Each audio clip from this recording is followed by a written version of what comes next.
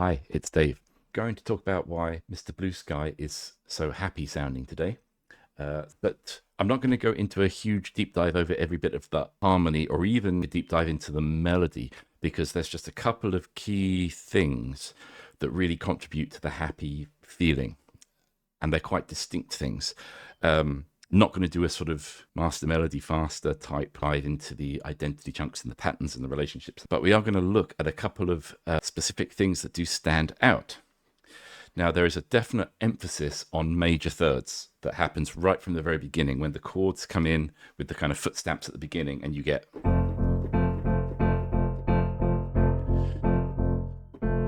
Now, it sounds to me like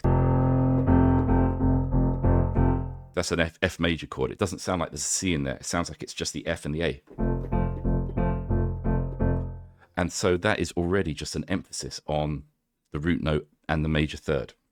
Now, when it goes into the verse, the melody comes in like this.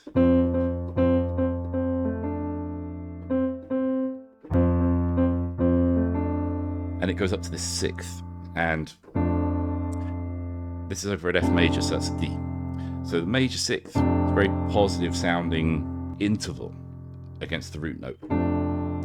A couple of things that crop up over and over again in this song is when you have a major chord, you might have a sixth, the major third, or the major second. All of these are very major sounding.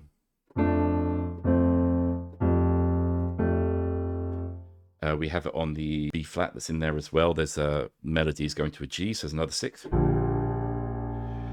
There's also the B flat chord that has a C in the bass. And so there's a kind of major second sound there. It's kind of like a C. Because the C's in the bass, it sounds like a C chord, and it's got that major second in it. So there's major sixths, major thirds, and major seconds against major chords. All those are like hyper positive sounds. And when you start using many of those together, the overall effect is a very upbeat, uplifting type sound. If I play some other chords, just some random chords with those intervals added.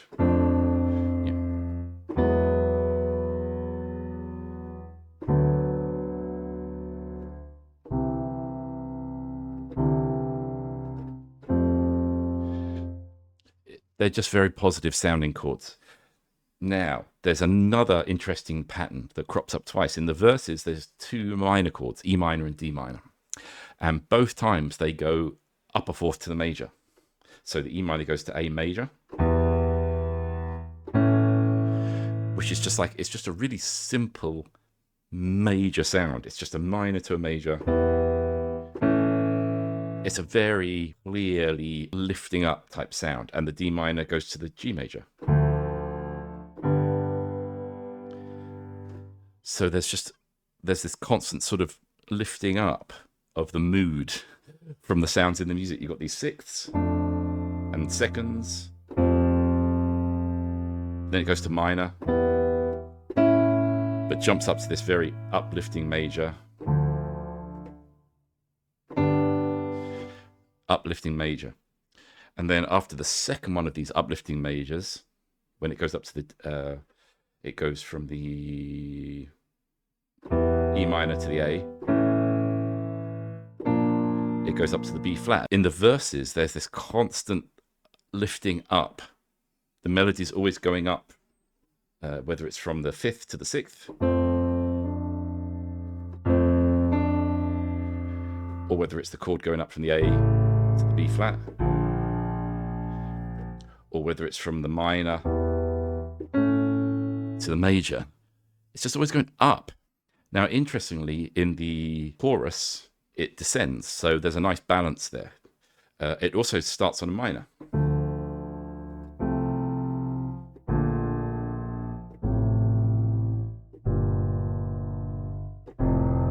Going down very low on the piano here.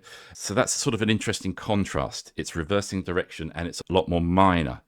And in this context, when it's been so upbeat and so major, and you've got this high tempo and the sort of jaunty beat going on, it gives quite a melancholy feel. And that just works so nicely with the song because it's kind of the verse lyrics are sounding still very upbeat and the melody's still kind of sounding upbeat, but there's just a melancholy to the chords. I'm going to move this up an octave. There's a melancholy to the chords. Although that's a major seventh there. G minor, F. And then it does another simple cadence, major cadence from the E flat to the B flat. So there's an interesting few things going on here. There's some sort of sophisticated things, and then there's some very simple things. A lot of the statements that are made in the song are really simple. It's just really obvious, right? There's no sort of subtlety there. The minor to the major thing, again, is just a really simple. It's just a really clear sound. And interestingly, I've talked about music being a metaphor for the lyrics and for the song in general before in the Black Hole Sun song, that the music was working as a metaphor for the lyrics and for the meaning of the song in a way, in a sort of ambiguous way, but still definitely in a way. And this is sort of doing the same thing, that the song is just happy. There's an element of melancholy about it because, you know, the sun is shining and it's nice, and then the sun goes away. And it's like, it's just really simple. It's so childlike, simple and upbeat. And there's no subtext to it. And with the music, there's no subtext. It's just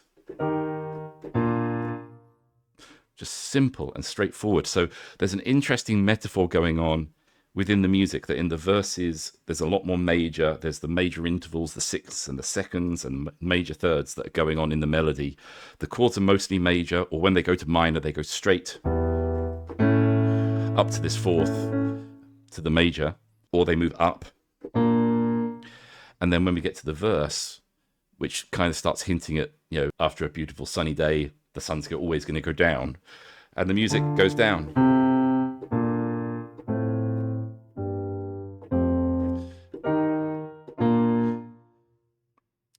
So these things can't be explained precisely with music theory, and that's something that people sometimes fall into a trap of thinking there's a rock solid explanation in music theory, and there's not. These things don't add up directly to those feelings. There's a whole bunch of other stuff that's sort of impossible to define and describe in music theory. There's a feel. There's the sounds that aren't really described by music theory.